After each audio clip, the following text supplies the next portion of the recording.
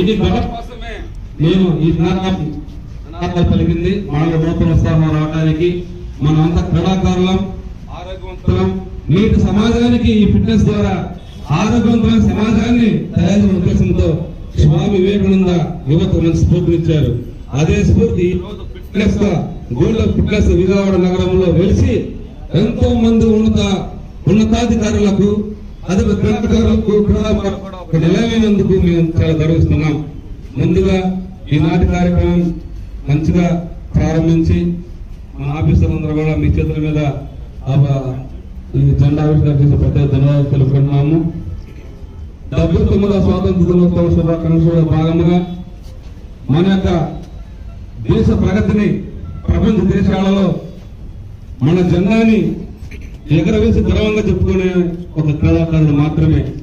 అలానే ఎంతోమంది ఎన్నో రకాల విజయాలు సాధించినప్పటికీ క్రీడాకారుడు మాత్రం తన యొక్క జెండాని, భారతదేశ జెండాని భుజాల మీద పైకి లేపి మన దేశాన్ని గర్వంగా చెప్పుకునే క్రీడాకారుడు మాత్రమే నేను గర్వంగా చెప్పుకుంటున్నాను.